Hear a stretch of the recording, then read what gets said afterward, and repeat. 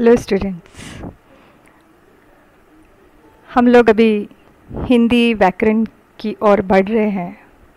जैसे कि मैंने आप लोगों को बताया है कि हमारा जो पड़ाव है, अगला पड़ाव, वह व्याकरण रहेगा। तो यहाँ से हम व्याकरण की शुरुआत करेंगे। तो शुरुआत हम करेंगे भाषा से, क्योंकि हम जब हिंदी पढ़ने जा रहे हैं तो हिंदी यह एक भाषा है। तो सर्वप्रथम यह प्रश्न उपस्थित होता है कि भाषा किसे कहते हैं। क्योंकि अब तक तो हम पहली कक्षा से ही भाषा पढ़ते आए हैं, किंतु अगर हमें कोई प्रश्न पूछे कि भाषा किसे कहते हैं तो हम शायद ही सही जवाब दे नहीं पाते। तो भाषा यह एक माध्यम है, अपनी भावनाओं, विचारों आदि को मनुष्य भाषा के माध्यम से व्यक्त करता है। अर्थात जैसे कि मेरे मन में जो भी भाव है, जो भी विचार है, और वो मुझे आप लोगों तक पहुंचाने हैं, तो मुझे उन्हें पहुंचाने के लिए एक माध्यम का प्रयोग करना पड़ेगा, और वह होगा भाषा। भाषा एक माध्यम है। तो इसीलिए जब भी भाषा की परिभाषा की जाती है तो वह इस प्रकार होती है: भाषा भावों और विचारों के आदान प्रदान का साधन है। तो केवल मैं ही अपने भाव और विचार आप तक नहीं पहुंचाती हूँ, तो आप लोग भी आपके जो भी विचार है, जो भी कल्पनाएं हैं, जो भी भावनाएं हैं, वह भाषा के ज़रिए मुझ तक पहुंचाते हैं। इसलिए वह एक आदान प्रदान का माध्यम है। तो इसके पश्चात हम आगे देखेंगे। तो हम अपनी भाषा या तो फिर बोलकर अगले व्यक्ति तक पहुंचाते हैं, या फिर लिखकर अपने भावों को अभिव्यक्त करने की कोशिश करते हैं। तो भाषा के मूलतः दो रूप होते हैं। पहला जो रूप होता है वो होता है मौखिक भाषा। तो मौखिक के लिए हम जैसे मराठी में तोंडी यह शब्द प्रयोग करते हैं, और अंग्रेज़ी में उसे स्पोकन लैंग्वेज कहते हैं। तो उसी को हिंदी में मौखिक भाषा, जो बोलकर व्यक्त की जाती है। और दूसरा होता है लिखित भाषा, अर्थात रिटन लैंग्वेज, जो लिखकर व्यक्त हम होते हैं। तो इसीलिए मौखिक भाषा और लिखित भाषा, यह भाषा के दो रूप हैं। अब आगे हम जाएंगे भाषा और बोली की तरफ। तो कई बार ऐसा होता है कि भाषा बड़े भूभाग में बोली जाती है, और उसके कुछ क्षेत्रीय रूप भी होते हैं। जैसे कि हिंदी का ही ले लो, क्षेत्रीय रूप कैसे होते हैं। अगर आप भोपाल में चले जाओ तो आपको वही हिंदी अलग अंदाज में बोली जाती हुई नज़र आती है। वही इलाहाबाद में चले जाओ तो इलाहाबादी हिंदी, और लखनऊ में चले जाओ तो उर्दू का उसके ऊपर असर नज़र आता है। भाषा तो हिंदी है, लेकिन बोलने का तरीका अलग हो जाता है। तो इसीलिए कुछ क्षेत्रीय रूप विकसित जब हो जाते हैं तो उसे बोली कहा जाता है। और जब कोई भी बोली विकसित हो जाती है तो विकसित होने के पश्चात वह भाषा का रूप ग्रहण कर लेती है। अब बोलियों में आगे चल के साहित्य, लोकगीत, लोक कथा आदि के रूप में भी बोली का यह रूप हमें देखने को मिलता है। तो हिंदी भी एक समय में बोली ही थी। धीरे धीरे इसका विकास खड़ी बोली में हुआ, और फिर जब हिंदी में मध्यकाल आया तो यही अवधी, ब्रज, मैथिली आदि बोलियाँ साहित्य के रूप में प्रयुक्त होकर फिर भाषाएं बन गई। अब साहित्य किस प्रकार लिखा गया इसमें, तो जब भी हम हिंदी पढ़ते हैं तो हिंदी में हम विधा पढ़ते हैं, तो उसको लेकर मैं बताती हूँ। हमें तुलसीदास वगैरह भी पढ़ने में है हिंदी में। तो तुलसीदास जी ने रामचरितमानस लिखा। देखो, इसी बोली भाषा में रामचरितमानस लिखा गया। ब्रज भाषा में कृष्ण भक्ति वाला साहित्य लिखा गया। तो मैथिली भाषा में विद्यापति जैसे महान कवियों ने अपनी रचना की। तो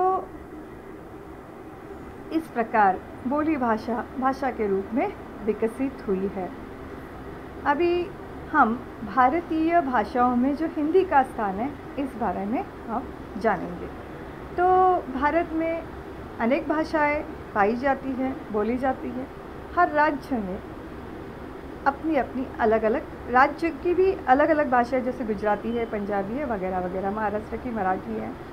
किंतु हिंदी जो है वह भारत में सबसे अधिक मात्रा में, अधिक तादाद में बोली जाती है और समझी भी जाती है। अगर हम भारत के किसी भी राज्य में चले गए तो आदान प्रदान के लिए हमारे लिए एक ही भाषा होती है, वह होती हिंदी। तो हमारे भारतवर्ष में जैसे महात्मा गांधी हुए, सुभाष चंद्र बोस, गंगाधर तिलक जी हुए हैं, तो इन सभियों ने इस भाषा को राष्ट्रभाषा के रूप में गौरव प्रदान किया है। और हम हर साल 14 सितंबर को हिंदी दिवस मनाते हैं। अभी भारत में तो 22 भाषाएं हैं और जो हिंदी है, हिंदी को फिलहाल राजभाषा का दर्जा दिया गया है। अभी हम आगे देखते हैं लिपि।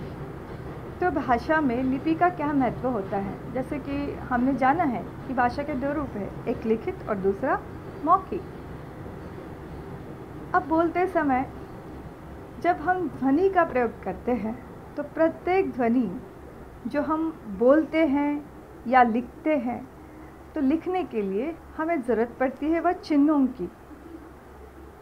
इन्हीं चिन्हों को वर्ण कहा जाता है। अब जब हम हिंदी व्याकरण को पढ़ने की शुरुआत करते हैं तो हमारा पहला जो पाठ होता है व्याकरण का, वो होता है वर्ण विचार।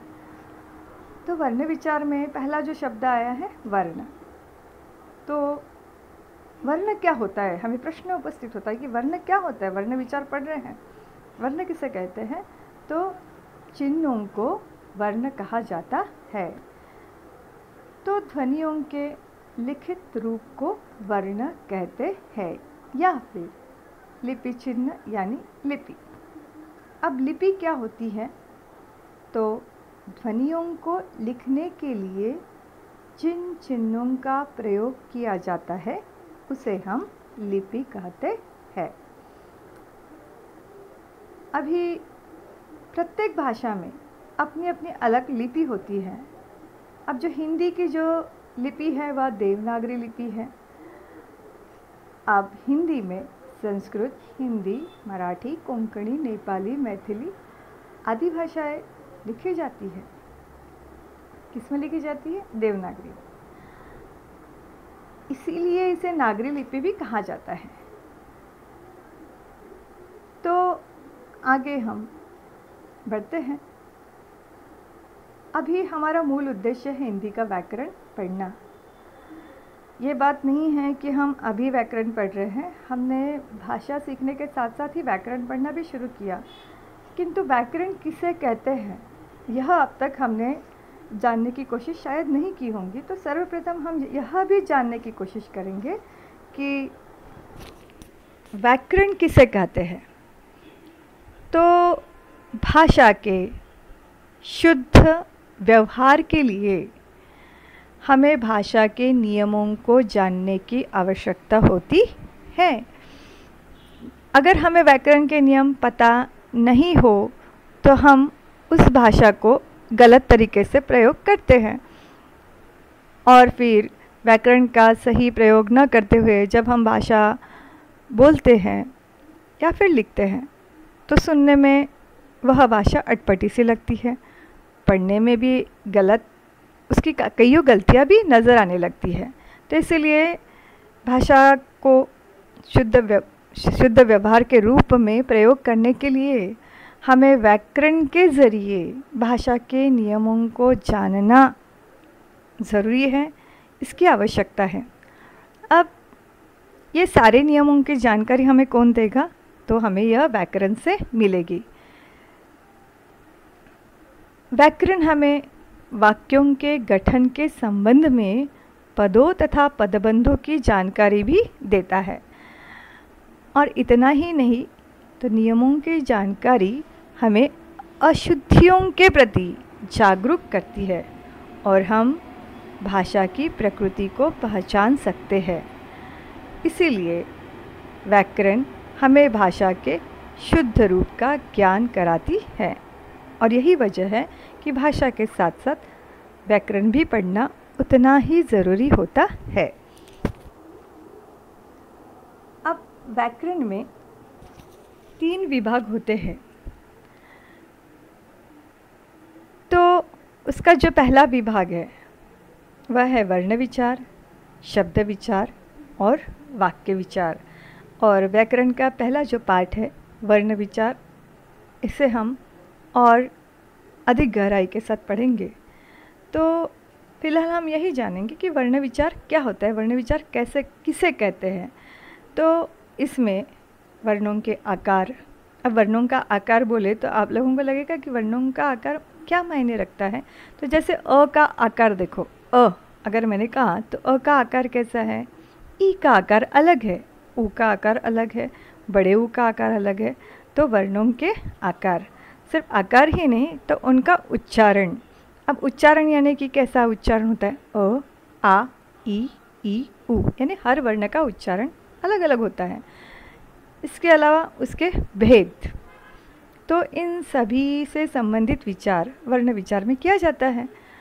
और जब यह वर्ण इकट्ठे हो जाते हैं, मिल जाते हैं, तो ये वर्णों के एकत्रित हो जाने पर